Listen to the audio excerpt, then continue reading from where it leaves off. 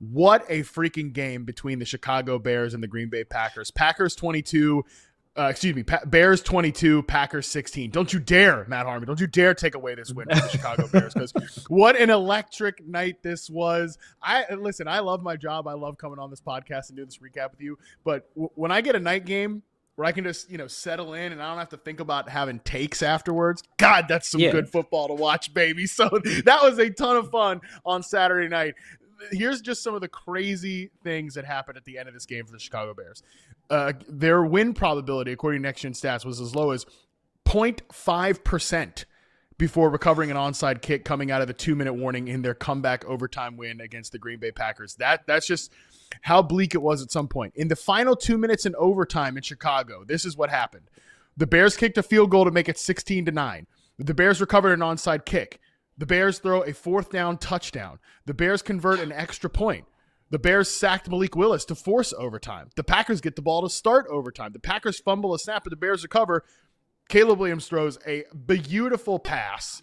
I saw PFF, I don't know all the technicalities of it. It was like one of the best passes they've ever graded or something like that.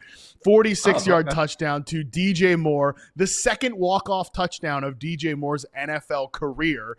The whole time I'm thinking, they're like, where is DJ? Like, come on, man, make a play. He made the play of all plays, had an electric interview after the game. This was a wild finish for the Chicago Bears, Chris. What did you see in this one? I mean, the best part about, I would say, outside of the catch from DJ Moore, it was, if you saw it from the end zone, or from the actually watching it from DJ Moore's angle, if you see his face during the catch, right after Caleb Williams lets that ball go, his hands immediately go back into the hand warmers, like he knew that was it. He was like, "That's it, that's a touchdown." It was sick watching it from that side of things. But still, in that game, it was more of the entire offense essentially coming together, because it's outside of those touchdowns, again, which were great. It was more predicated on that running game for the Chicago Bears. And I know a lot of folks have been talking about it over these last 5, 6, 7 weeks or so, but Ben Johnson really does have both Kyle Monangai and DeAndre Swift, who came into this game with a groin injury. I mean, the play designs from them from a running standpoint, whether it's DeAndre Swift running to the outside, Kyle Monangai straight up the middle, I mean, you're getting explosives, or at least enough efficient carries from both of them that it's able to keep Caleb Williams in enough manageable situations so that the offense continues to work. Both Monangai and Swift, both over 50% rushing success rate in this game. And outside of, they got a little cute once they got into the red zone early parts of the game. They wound up fumbling, and then that's why they didn't wind up getting a touchdown early on. But still, it's that run game now. If they wind up getting, let's say they assume Roman Dunze is going to come back at some point, they get Luther Burden back as well. I mean, this is a legit offense, especially if they get this passing game back on track. Yeah, with the Lions loss today, they have a 99% chance to make the playoff to the Chicago Bears. According to the Athletics playoff predictor, they have a 92% chance to win the division. I mean, this team, they clinched. Excuse me. They clinched with that Lions loss. My bad. Yeah, no, it's an awesome season for the Bears here, and this was a crazy one, because you mentioned no Roma Dunze, no Luther Burden. I said this during the game. It felt like a team that was missing two of its top 5 guys, or excuse me, two of its top guys in the passing game. There wasn't a lot of consistency there, and there's some Caleb stuff to it as well, but for Moore and Williams to show up in the biggest moments like that and hit those big plays, that was pretty awesome to see, and gives you some hope and faith as this team continues to go throughout the rest of the season. Love your notes about the backfield as well. Let's flip this over to the Packers side here, because obviously Jordan Love being ruled out in this game stinks. Mm-hmm. And yet Malik Willis came in here and played some good football. Malik Willis, it was so funny to watch the broadcast, Brady and KB up there talking about how hard the wind was blowing. They're showing paper blowing around on the field, cups blowing around on the field. And then the next play, Malik Willis comes out and just unfurls a beautiful touchdown outside the numbers, a 33-yard touchdown to Romeo Doubs. Malik Willis played really well in this game, 4 of 5 on pass attempts over 10 air yards for 100 yards, including that touchdown to Doubs, 28 rushing yards on 4 scrambles as well. Yeah, and to the start of that game, honestly, the the Packers passing game, I mean, it looked legit from an efficiency standpoint. And it was good to see Christian Watson getting involved like fairly early, especially after his injury situation from week 15. But of course, Romeo Doubs coming in with just catch after catch after catch. I believe he had almost 5 catches just by the end of the first half, with some mix in obviously from Christian Watson, even Luke Musgrave as well, and Jaden Reed kind of pitching in here and there. But my thought was, yeah, after Jordan Love goes down, Malik Willis, it'd be more of a run first type of game plan for them. That's what we'd seen in years past when Jordan Love has had to sit down or be out for a game or two. But no, he was still willing to air it out while also using his legs to generate first downs, scrambling for a few first downs here and there. And like to your point, I mean, just chucking it up for Romeo Doubs to come down with it. But I think the only concern here, not just Jordan Love's injury status and him going through the concussion protocol, but also it looked like, and this might have been more of a pride thing than anything else, but when Romeo Doubs missed that reception or trying to pick up the ball on that onside kick, I mean, he was out for the remainder of that game, I believe, with a wrist injury. So that might be something that we have to at least watch out for if folks are looking to at least go back to the Packers passing game in week 17. Just this unit's so banged up at different times. Like, nobody's been healthy altogether at any point. Obviously, Kraft is not coming back this year. Josh Jacobs was banged up entering this game, and he obviously gave a fantasy football dud here in week 16.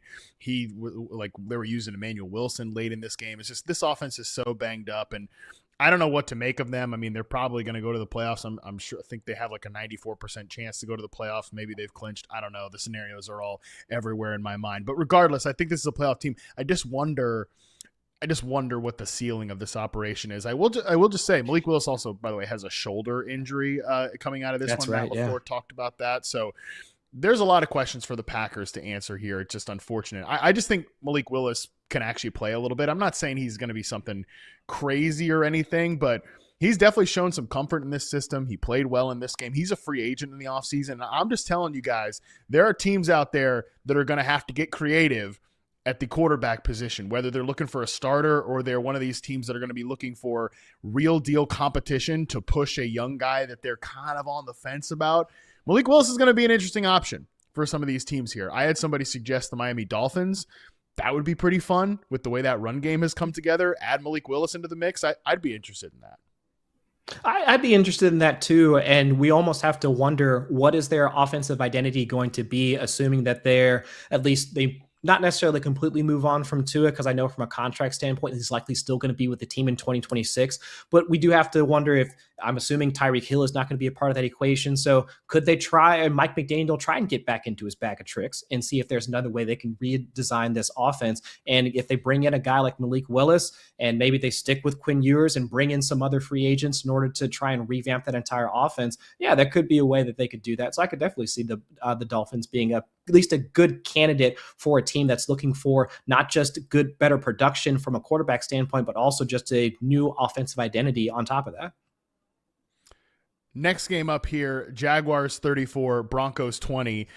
I will say the Jaguars offense started a pretty up and down here, but at the end of the day, Trevor Lawrence backs up his big game from last week.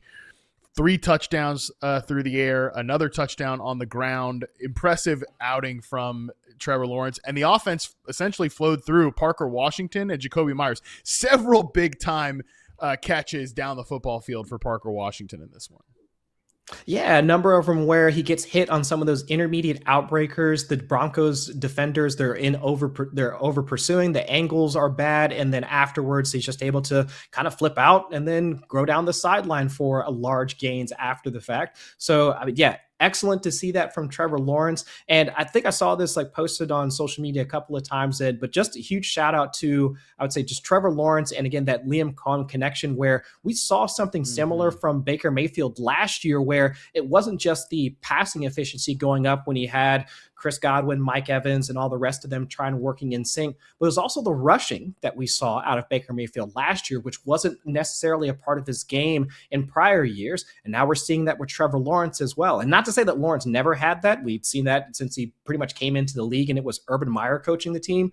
But now seeing him be able to kind of hone that in and use that not just for scrambling ability, but also we saw him, pull the ball away and actually use that on a zone read a couple of times as well. And of course, the rushing touchdowns in back-to-back games.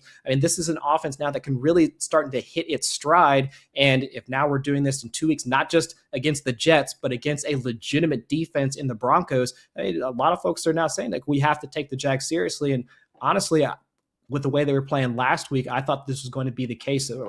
Almost definitely, even if they had to play against a tough defense in Denver.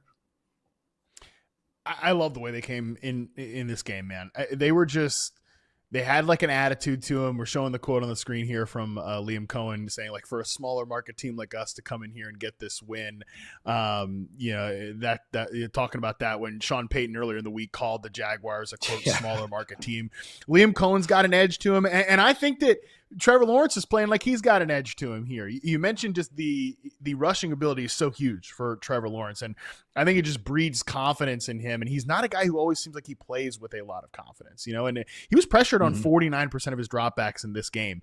And he just kept rolling, kept firing the football down the field. Again, Parker Washington, for a team that gives up a lot of air yards to the slot. We talked about that this week. Parker Washington ends up being the guy that gets those air yards from the slot, just firing that football downfield, making the rush attempts.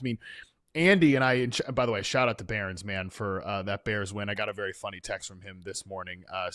Definitely definitely these times I miss podcasting with Barons when it's a Bears win, like no question. But we always just talk about like, why is Trevor Lawrence not taking advantage of those athletic gifts? And I think sometimes it's got to come from a coach who really believes in you. And look, I don't know anything, but you can just kind of read between the lines. And I just don't know that Doug Peterson and Trevor Lawrence ever vibed. It never seemed like Doug was all that juiced about Trevor Lawrence. And I don't think Trevor Lawrence was all that juiced about playing for Doug Peterson.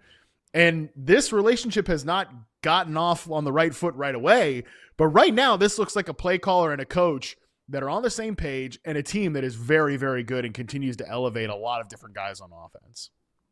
Well, I can't really see Doug Peterson going after Robert Saleh and telling him to keep his name out of his mouth. But we definitely saw Liam Cohen do that earlier in the season. So if you're looking for a coach that's going to get you fired up and have you with that level of motivation to play for you, I definitely would see Liam Cohen having that type of at least attitude about not just the play calling and efficiency and making sure that everything is right from a design standpoint, but at the same time, it's just, can you get your players to believe and get behind you from that standpoint? And I definitely think it's taken a while, and especially with the injuries to Travis Hunter earlier in the season, Brian Thomas Jr., it's seeing him get back and make a couple of contributions here and there. Now with everybody healthy, minus Travis Hunter, of course. We even saw Brenton Strange, catching a number of passes either down the sideline or across the middle. And so now it's just everything's starting to click. Everything is starting to come into place. And I think it's now easier for a lot of those players to really see Liam Cohen's vision for this entire offense, and everybody's starting to buy in. Piece by piece, everybody's starting to buy in. Yeah, and just real quick note on Brian Thomas Jr., he's obviously not involved in this game at all. He's second on the team in routes behind Jacoby Myers, who got that big contract extension. Shout out to Jacoby Myers, has just really changed the complexion of this offense.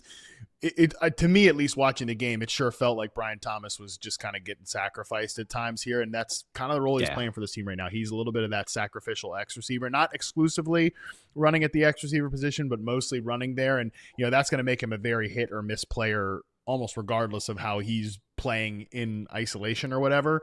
So that's going to happen here against a really good secondary like the Denver Broncos. But good game from Parker Washington, who's a legit player on this team, no question about that. Broncos side of it here, I think Bo Nix kind of had the inverse game of Trevor, where I thought Bo Nix started off really hot, was playing pretty well against a tough defense, and by the end of it, kind of slowed to a halt at the end of the game, and really unfortunate ending to this contest as well. Pretty much wrapped up with a brutal hit and tight coverage for rookie Pat Bryant, who had to be carted off the field. Bo Nix knew it was a bad one right after, Pat Bryant took that hit. So after that, the scoreboard already was what it was, but at that point, the game was just over. So I thought a good start for Bo Nix in the passing game. Did not finish well, though. Yeah, and a couple of play calling, I don't know, I was confused a bit, like after they got into the red zone a couple of times, and it was just more passing attempts, not trying to use RJ Harvey, even though they had seen him rip off a number of explosives earlier in the game. So I had a couple of questions there. But then, yeah, kind of to your point, not really seeing, I would say there's a couple of misfires here and there. He's got the zone read, which he wound up trying to tug away and trying to keep the ball a little bit. That winds up dropping to the ground, causing a fumble. The bad interception later on in the game as well. So just a couple of things here and there that put them in those, I would say, long down and distance, or even just like negative passing scripts to the point where, yeah, the wheels started to fall off that entire offense. But earlier in the game, it was good to see him still being able to be aggressive, trying to hit all of his pass catchers from Cortland Sutton all the way down to Evan Ingram, seeing him continue to get involved. So I would say on the whole, I mean, a better game, or at least a good enough game, especially coming on the heels of, I'd say, one of his best performances against the Packers. So the hope would be that, yeah, they already are, I would say, on their way to the playoffs. But if he continues to stack up these types of games, and now he can have more of a complete game moving forward, I think we'll see the better version of Bo Nix in Week 17 and beyond. RJ Harvey, another big game here from a fantasy football standpoint. 50 yards and a touchdown on the ground, 71 yards through the air on 5 targets. This was a tough matchup for him from a run defense perspective, and he still proved to be a guy that needs to be in your lineup. So definitely, if you got him, continue to roll with him into your fantasy football championships.